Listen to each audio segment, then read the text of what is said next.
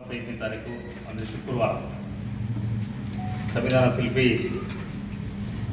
Doctor Baba Saheb Ambedkar ಅವರ 134ನೇ ಜಯಂತ್ಯೋತ್ಸವ ಹಾಗೂ ಹಸಿರು ಕ್ರಾಂತಿಯ ಅಧಿಕಾರರಾದ ಬಾಬು ಜಗಜೀವನ್ ರಾಮ್ರವರ 118ನೇ ಜಯಂತ್ಯೋತ್ಸವ ಹಾಗೂ ಮಾಗಡಿನಲ್ಲಿ ನೂತನವಾಗಿ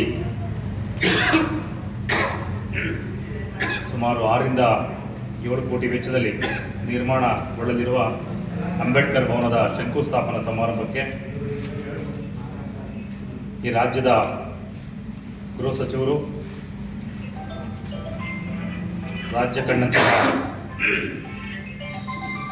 ದಕ್ಷ ಆಡಳಿತಗಾರರಾದ ಸನ್ಮಾನ್ಯ ಡಾಕ್ಟರ್ ಜಿ ಪರಮೇಶ್ವರ್ ಅವರು ಶಂಕುಸ್ಥಾಪನಾ ಕಾರ್ಯಕ್ರಮಕ್ಕೆ ಮತ್ತು ಅಂಬೇಡ್ಕರ್ ಜಯಂತ್ಯೋತ್ಸವ ಕಾರ್ಯಕ್ರಮಕ್ಕೆ ಬಂದು ಶಂಕುಸ್ಥಾಪನೆಯನ್ನು ನೆರವೇರಿಸಲಿದ್ದಾರೆ. ಅದೇ ರೀತಿ ಆಹಾರ ಮತ್ತು ನಾಗರಿಕ ಸರಬರಾಜು ಸಚಿವರಾದ ಕೆ ಮುನಿಯಪ್ಪನವರು ಕೂಡ ಈ ಸಮಾರಂಭದಲ್ಲಿ ಭಾಗವಹಿಸಲಿದ್ದಾರೆ. ಸಮಾರಂಭದ ಅಧ್ಯಕ್ಷತೆಯನ್ನು ಕ್ಷೇತ್ರದ ಜನಪ್ರಿಯ ಶಾಸಕರಾದ ಬಾಲಕೃಷ್ಣರವರು ವಹಿಸಲಿದ್ದಾರೆ. ದಿವ್ಯ ಸಾನ್ನಿಧ್ಯವನ್ನು ಪರಮ ಪೂಜ್ಯ ಜ್ಞಾನಪ್ರಕಾಶ ಸ್ವಾಮೀಜಿಯವರು ಮತ್ತು ಪಾಲ್ನಳ್ಳಿ ಮಠದ ಸಿದ್ದರಾಜ ಸ್ವಾಮೀಜಿಯವರು ದಿವ್ಯ ಸಾನ್ನಿಧ್ಯವನ್ನು ವಹಿಸಲಿದ್ದಾರೆ. ಇನ್ನೂ ಅನೇಕ ದಲಿತ ಚಳುವಳಿಯ ಈ ಕ್ಷೇತ್ರದ ಮಾಜಿ ಸಚಿವರು ಮತ್ತು ಗ್ಯಾರಂಟಿ ಯೋಜನೆಗಳ ರಾಜ್ಯದ ಅಧ್ಯಕ್ಷರಾದಂತಹ ಸನ್ಮಾನ್ಯ ಎಚ್ ಎಂ ರೇವಣ್ಣವರು ಮತ್ತು ವಿಧಾನ ಪರಿಷತ್ನ ಸದಸ್ಯರುಗಳು, ನೆಲಮಂಗಲ ಕ್ಷೇತ್ರದ ಶಾಸಕರಾದಂತಹ ಶ್ರೀನಿವಾಸರವರು ಮತ್ತು ಇನ್ನೂ ಅನೇಕ ದಲಿತ ಬಂಧುಗಳು, ಎಲ್ಲ ದಲಿತ ಚಳುವಳಿಯಲ್ಲಿ ಮುಂಚೂಣಿಯಲ್ಲಿರುವಂತಹ ಎಲ್ಲ ರಾಜ್ಯ ಮಟ್ಟದ ಚಳುವಳಿಗಳ ನೇತಾರರು ಕೂಡ ಸಮಾರಂಭದಲ್ಲಿ ಭಾಗವಹಿಸಲಿದ್ದಾರೆ. ಆ ದಿನ ಮಾಗಡಿ ತಾಲೂಕಿನಲ್ಲಿ ಒಂದು ಇತಿಹಾಸ ಉಳಿಯುವಂಥ ದಿನ. ಬಹಳ ದೊಡ್ಡ ಮಟ್ಟದಲ್ಲಿ ಬಾಲಕೃಷ್ಣ ಅವರು ಮತ್ತು ಇಲ್ಲಿ ಕೂತಿರೋದಾಗ ಎಲ್ಲ ದಲಿತ ಮುಖಂಡರು ಕೂಡ ಅವೆಲ್ಲ ಪಕ್ಷಭೇದ ಮರೆತು ರಾಷ್ಟ್ರ ನಾಯಕರಾದ ಸಂವಿಧಾನ ಶಿಲ್ಪಿ ಮಾನವತಾವಾದಿ ಅಂಬೇಡ್ಕರ್ ಅವರ ಜಯಂತ್ಯೋತ್ಸವ ಮತ್ತು ಜಗಜೀವನ್ ರಾಮ್ರವರ ಜಯಂತ್ಯೋತ್ಸವನ ಅದ್ದೂರಿಯಾಗಿ ಆಚರಣೆ ಮಾಡಬೇಕು ಅಂತ ತೀರ್ಮಾನ ಮಾಡಿದ್ದೀವಿ. ಈ ನಿಟ್ಟಿನಲ್ಲಿ ಪ್ರಥಮವಾಗಿ 11 ರಿಂದ 11:30 ಹೆಲಿಕಾಪ್ಟರ್ ಮುಖಾಂತರ ಪ್ರಥಮವಾಗಿ ಮಾಗಡಿ ತಾಲೂಕಿಗೆ ಅಂಬೇಡ್ಕರ್ ಪುತ್ಥಳಿಗೆ ಒಂದು ಪುಷ್ಪಾರ್ಚನೆ ಕಾರ್ಯಕ್ರಮ ನಡೆಯುತ್ತದೆ. ಅದಾದ ನಂತರ ಈ ಕಲ್ಲೇಘಟ್ಟಿಂದ ಮೆರವಣಿಗೆ ತುಂಬ ಮಾಗಡಿಗೆ ನಮ್ಮ ರಾಮನಗರ ಜಿಲ್ಲೆಗೆ ಬಂದಿಲ್ಲ. ಆ ಥರ ಅಂಬೇಡ್ಕರ್ ಅವರ ಜೀವನ ಚರಿತ್ರೆ ಮತ್ತು ಜಗಜೀವನ್ ಜೀವನ ಚರಿತ್ರೆ ಇರುವಂತಹ ಟ್ಯಾಬ್ಲೋಗಳು, ದೊಡ್ಡ ಗಾಡಿಗಳು, ಅದು ಪರಿಚಯನ ಜೀವನ ಚರಿತ್ರೆಯನ್ನು ಪರಿಚಯಿಸುವಂತಹ ಒಂದು ವಿರೋಧ ಅನ್ನೋದಂಥ ಕಾರ್ಯಕ್ರಮವನ್ನು ಕೂಡ ಮಾಡಿದ್ದೇವೆ. ಅದು ಕೂಡ ತಾಲೂಕಿಗೆ ನಮ್ಮ ಕಾರ್ಯಕ್ರಮಕ್ಕೆ ಮೆರಗು ಕೊಡ್ತದೆ.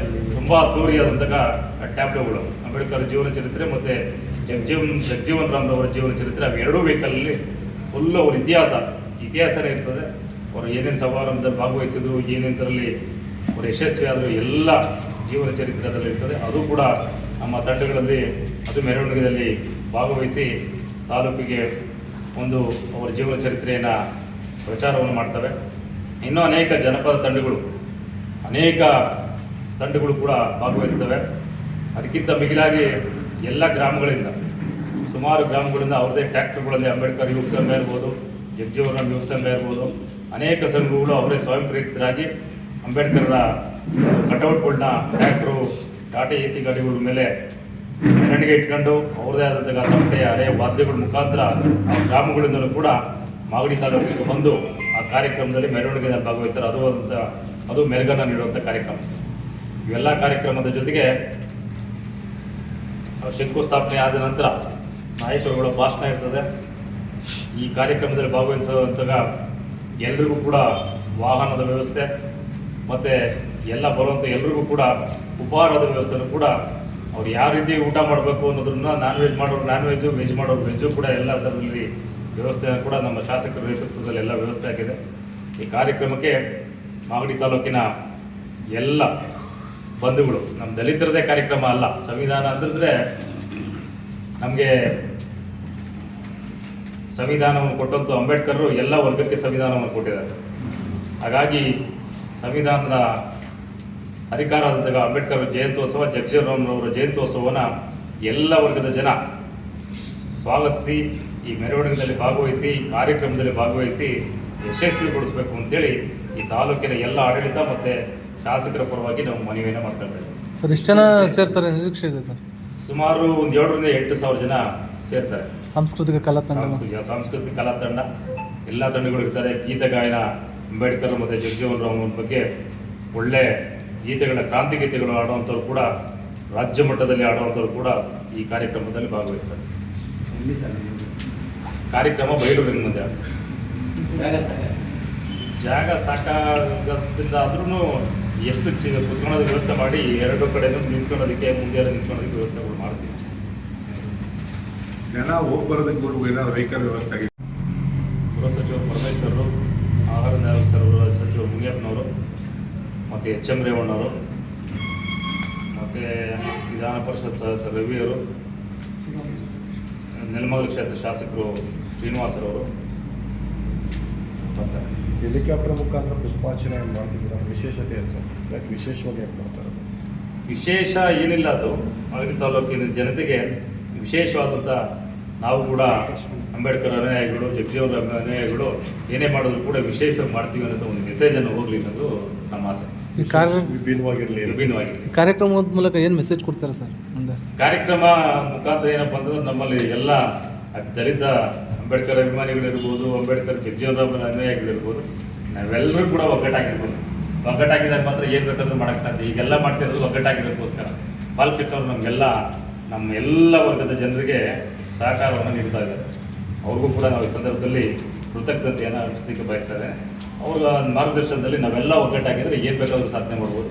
ಮುಂದಿನ ದಿನಗಳಲ್ಲಿ ಜಗಜೀವನ್ ರಾಮ್ರವರ ಭವನ ಅಥವಾ ಪುತ್ಥಳಿ ಏನಾದರೂ ಕೂಡ ಶಾಸಕರ ನೇತೃತ್ವದಲ್ಲಿ, ಅಂಬೇಡ್ಕರ್ ಅವರ ಪುತ್ಥಳಿಯನ್ನು ಕೂಡ ಬಾಲಕೃಷ್ಣ ನೇತೃತ್ವದಲ್ಲಿ ನಡೀತಾರೆ. ಇನ್ನು ಮುಂದಿನ ವರ್ಷಗಳಲ್ಲಿ ಅವೆಲ್ಲ ಆಗುವಂಥ ಕಾರ್ಯಕ್ರಮಗಳು. ಹಾಗಾಗಿ ನಾವು ಕೂಡ ಅವ್ರಿಗೆಲ್ಲ ಸಹಕಾರ ಕೊಟ್ಟರೆ ಅವರು ನಮ್ಮ ಮೇಲೆ ನಂಬಿಕೆ ಇಡ್ತಾರೆ. ಅವಾಗ ನಂಬಿಕೆ ಇಟ್ಟರೆ ನಮ್ಗೆ ಏನು ಕೆಲಸಗಳಾಗಬೇಕು, ನಮ್ಮ ದಲಿತರಿಗೆ ಏನು ಕೆಲಸಗಳಾಗಬೇಕು ಎಲ್ಲನೂ ಕೂಡ ಶಾಸಕರು ಹುಮ್ಮಸ್ ಕೊಟ್ಟಂಗೆ ಇರ್ತಾರೆ, ಅವರೆಲ್ಲ ಮಾಡ್ತಾರೆ.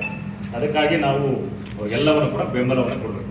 ಈಗ ಅಂಬೇಡ್ಕರ್ ಭವನ ಇದನ್ನ ಒಂದಾಗಿ ಒಟ್ಟು ಹೊಸದಾಗಿ ಕಟ್ಟೋದು ಸುಸಜ್ಜಿತವಾದಂಥ ಅಂಬೇಡ್ಕರ್ ಭವನ ಇರೋ ಜಾಗನೇ ಅಂಬೇಡ್ಕರ್ ಭವನ, ಸುಸಜ್ಜಿತವಾದಂಥ ಅಂಬೇಡ್ಕರ್ ಭವನ. ಬಾಬು ಜಗಜೀವನ್ ರಾಮ್ ಭವನಕ್ಕೆ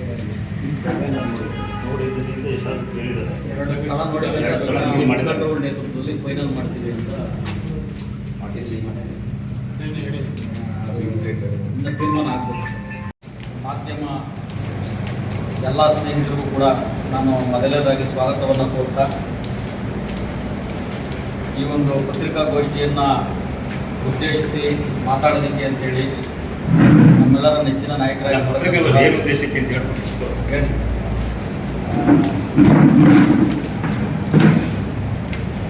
ಸಂವಿಧಾನ ಶಿಲ್ಪಿ ಡಾಕ್ಟರ್ BR ಅಂಬೇಡ್ಕರ್ ಅವರ 134ನೇ ಜನ್ಮದಿನಾಚರಣೆ ಹಾಗೂ ಹಸಿರು ಕ್ರಾಂತಿಯ ಹರಿಕಾರರು, ಭಾರತದ ಮಾಜಿ ಉಪ ಪ್ರಧಾನಿ ಡಾಕ್ಟರ್ ಬಾಬು ಜಗಜೀವನ್ ರಾಮ್ ಅವರ 118ನೇ ಜನ್ಮದಿನಾಚರಣೆ ಹಾಗೂ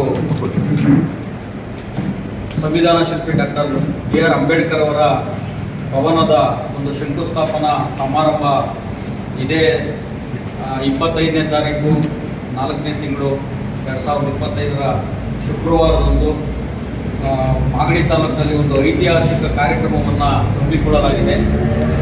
ಈ ಒಂದು ವಿಚಾರವಾಗಿ ಮಾತಾಡೋದಕ್ಕೆ ಅಂತೇಳಿ ನಾವು ಒಂದು ಪತ್ರಿಕಾಗೋಷ್ಠಿಯನ್ನು ಕರೆದಿದ್ದೀವಿ. ಈ ಒಂದು ಪತ್ರಿಕಾಗೋಷ್ಠಿಗೆ ವಿಷಯವನ್ನು ಮಾತಾಡೋದಕ್ಕೆ ಆಚರಣೆ ಬಂದಾಗೆಲ್ಲ ಸಾರ್ವತ್ರಿಕ ಚುನಾವಣೆ ಬಂದ್ಬಿಡೋದು, ಇಲ್ಲಾಂದರೆ ಕೊರೋನಾ ಬರೋದು, ಸುಮಾರು ವರ್ಷದಿಂದ ಬಾಬಾ ಸಾಹೇಬ್ ಅಂಬೇಡ್ಕರ್ದು ಮತ್ತು ಬಾಬು ಜಗಜೀವನ್ ಜನ್ಮದಿನಾಚರಣೆ ಮಾಡೋ ಸಂದರ್ಭದಲ್ಲಿ ಇದೇ ಒಂದು ಎಲೆಕ್ಷನ್ನು ಇಲ್ಲಾಂದರೆ ಕೊರೋನಾ ಬಂದು ಈ ಕಾರ್ಯಕ್ರಮನೇ ಮಾಡೋಕ್ಕಾಗ್ತಿರಲಿಲ್ಲ. ಅದನ್ನು ಮನಗಂಡಂಥ ನಮ್ಮ ನಾಯಕರಾದಂಥ ಬಾಲಣ್ಣವರು ಏನಾದರೂ ಮಾಡಿ ಅದ್ಭುತವಾದ ಒಂದು ಕಾರ್ಯಕ್ರಮ ಮಾಡಬೇಕು. ಈ ಕಾರ್ಯಕ್ರಮದಲ್ಲಿ ಒಂದು ಪ್ರಗತಿಪರ ರೈತರು ಅಂದರೆ ಅವ್ರು ಯಾವುದೇ ಸಮುದಾಯದಾಗಿರಲಿ ಪ್ರಗತಿಪರ ರೈತರಿಗೆ ಒಂದು ಸನ್ಮಾನ ಇಟ್ಕೊಂಡಿದ್ದಾರೆ. ಅದು ಎಲ್ಲ ಸಮುದಾಯದವ್ರಿಗೂ. ಮತ್ತು 123 ಜನ ನಮ್ಮ SC STಗಳು ಮೆಂಬರ್ಗಳು ಅವ್ರಿಗೆ ಒಂದು ಸನ್ಮಾನ ಇಟ್ಕೊಂಡಿದ್ದಾರೆ. ಇವತ್ತು ನಾವು ಓದೋ ಗ್ರೌಂಡ್ ಲೆವೆಲಲ್ಲಿ ನಾವು ಕೆಲಸ ಮಾಡ್ಕೊಂಡು ಬಂದೋ ಇವತ್ತು ಬುದ್ಧಿಪಾಳೆ ಹೋಗಿದ್ದೋ. ನಾವು ಹಳ್ಳಿಗೆ ಹೋದಾಗ ಏನು ಹೇಳ್ತಾರೆ ಅಂತಂದರೆ ಇವತ್ತೇನೋ ನಮಗೊಂದು ಹಬ್ಬ 25ನೇ ತಾರೀಕು ನಮ್ಗೆ ಹಬ್ಬ ಅಂತಾರೆ. ಇಲ್ಲಿ ಗ್ರೌಂಡ್ ಲೆವೆಲ್ ಕೆಲಸ ಮಾಡಿ ಜನ ಕರೆತಂದು ಸುಮಾರು 7-8 ಲಕ್ಷ ಜನ ಸೇರಿಸ್ಬೇಕು ಅಂದರೆ ಇವತ್ತು ಸುಮಾರು ದಿವಸದಿಂದ ನಾವು ಕೆಲಸ ಮಾಡ್ತಾ ಇದ್ದೀವಿ. ಮತ್ತು ಆಶಾ ಕಾರ್ಯಕರ್ತರಿಗೆ ಒಂದು ಸನ್ಮಾನ ಇಟ್ಕೊಂಡಿದ್ದೀವಿ. ಮತ್ತು ಇವರು ನಮ್ಮ ಅಂಗನವಾಡಿ ಕಾರ್ಯಕರ್ತರು ಅಂಗನವಾಡಿಯಲ್ಲಿ ಉತ್ತಮವಾದ ಕೆಲಸ ಯಾರು ಮಾಡವ್ರೆ ಅವ್ರನ್ನ ನಮ್ಮ ಬಾಲನವ್ರು ಗುರುಸ್ಬಿಟ್ಟು ಅವ್ರಿಗೂ ಕೂಡ ಒಂದು ಸನ್ಮಾನ ಕಾರ್ಯಕ್ರಮ ಇಟ್ಕೊಂಡವ್ರೆ. ಈ ಒಂದು ಕಾರ್ಯಕ್ರಮ ಜೋರಾಗಲಿ ಮತ್ತು ಎಲ್ಲ ಸಮುದಾಯದವರು ಸೇರ್ಕೊಂಡು ಕೈ ಜೋಡಿಸಿ ಅಂತ ಅದ್ರಾಗ ಹೆಚ್ಚಿನಾಗಿ ನಮ್ಮ ಮಾಧ್ಯಮದ ಬಳದವರು ಸಹಕಾರ ನಮ್ಗೆ ಬೇಕು ಅಂತ ಹೇಳ್ತಾ ನಮಗೆ ಮಾತಾಡೋಕ್ಕೂ ಅವಕಾಶ ಕೊಡೋದು ನಿಮಗೆಲ್ಲ ನನ್ನ ನಮಸ್ಕಾರಗಳು.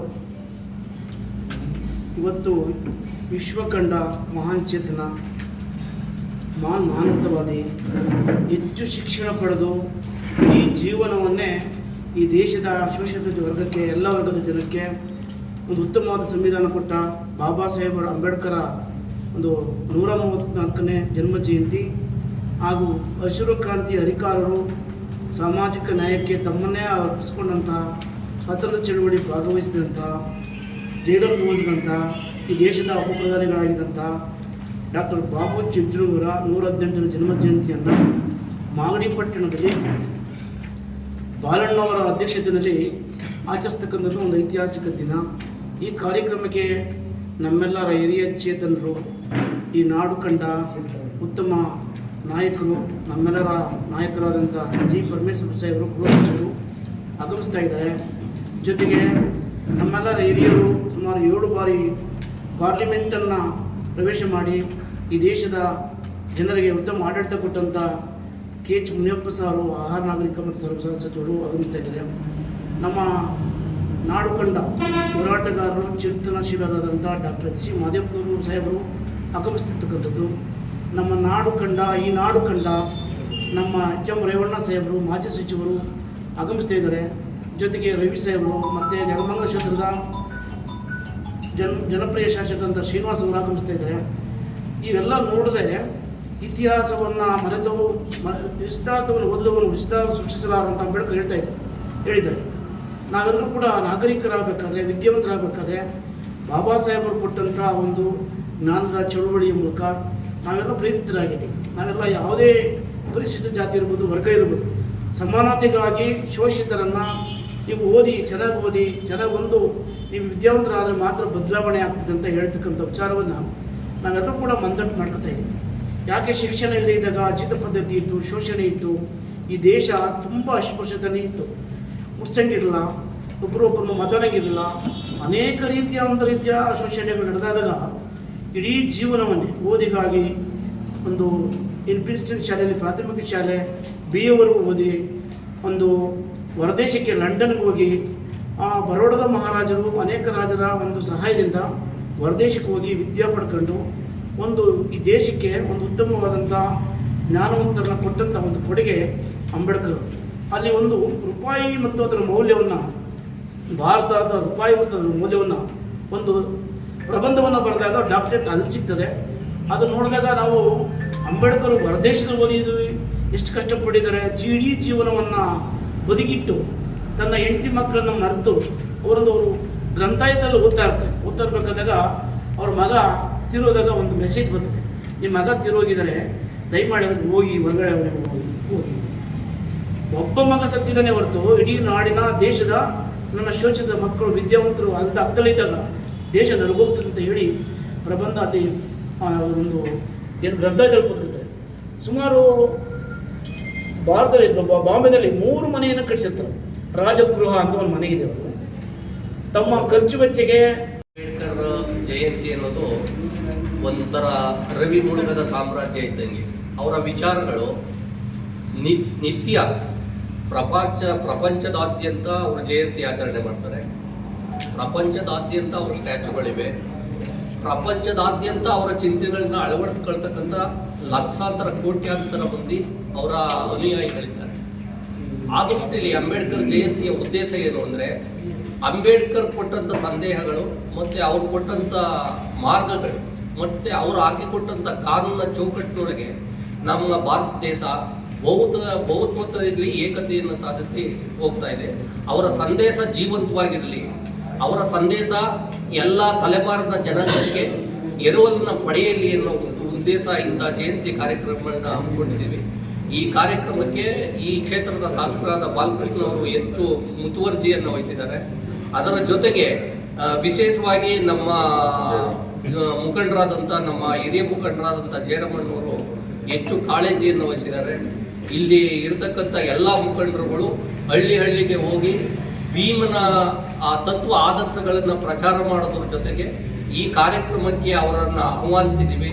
ಅವರದೇ ಆದ ವಿಶಿಷ್ಟವಾದ ಕಲಾ ತಂಡಗಳೊಂದಿಗೆ, ಸಾಂಸ್ಕೃತಿಕ ಮೆರುಗಿನೊಂದಿಗೆ ಅಂಬೇಡ್ಕರ್ ಭಾವಚಿತ್ರ ಮತ್ತು ಬಾಬು ಜಗಜೀವನ್ ಭಾವಚಿತ್ರವನ್ನು ಮೆರವಣಿಗೆ ಮಾಡುವುದರ ಮುಖಾಂತರ ಅವರ ಆದರ್ಶ ತತ್ವಗಳನ್ನು ಜೀವಂತವಾಗಿಡಲಿಕ್ಕೆ ಒಂದು ಸಂದೇಶವನ್ನು ಈ ನಮ್ಮ ಸಮೂಹ ಎಲ್ಲ ಹಮ್ಮಿಕೊಂಡಿದೆ. ಇದಕ್ಕೆ ಸನ್ಮಾನ್ಯ ಈ ಕ್ಷೇತ್ರದ ಬಾಲಕೃಷ್ಣ ಅವರ ನೇತೃತ್ವ ವಹಿಸಿದ್ದಾರೆ.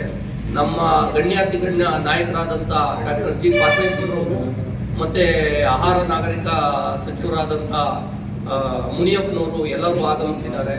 ದಯಮಾಡಿ ಪತ್ರಿಕಾ ಮಾಧ್ಯಮದವರು ಈ ಕಾರ್ಯಕ್ರಮಕ್ಕೆ ಹೆಚ್ಚು ಪ್ರಚಾರವನ್ನು ಕೊಡುವುದರ ಮುಖಾಂತರ ಹೆಚ್ಚು ಪ್ರಚಾರ ಕೊಟ್ಟು ಜನವನ್ನು ಆಕರ್ಷಣೆ ಮಾಡಿಕೊಂಡು ನಿಮ್ಮ ಕೊಡುಗೆ ಅಪಾರವಾಗಿದೆ. ನೀವು ಈ ಕ್ಷೇತ್ರದಲ್ಲಿ 4ನೇ ಅಂಗಾಗಿ ಕೆಲಸ ಮಾಡೋದ್ರಿಂದ ಹೆಚ್ಚು ಪ್ರಚಾರವನ್ನು ಕೊಟ್ಟು ಬಸವ ತತ್ವಗಳು, ಅಂಬೇಡ್ಕರ್ ತತ್ವಗಳು, ಬಾಬು ಜಗಜೀವನ ಅವರ ಆದರ್ಶಗಳು ಜೀವಂತವಾಡಲಿಕ್ಕೆ ಸಹಕಾರ ಮಾಡಬೇಕು ಅಂತ ಈ ಮೂಲಕ ತಮ್ಮಲ್ಲಿ ಮನವಿ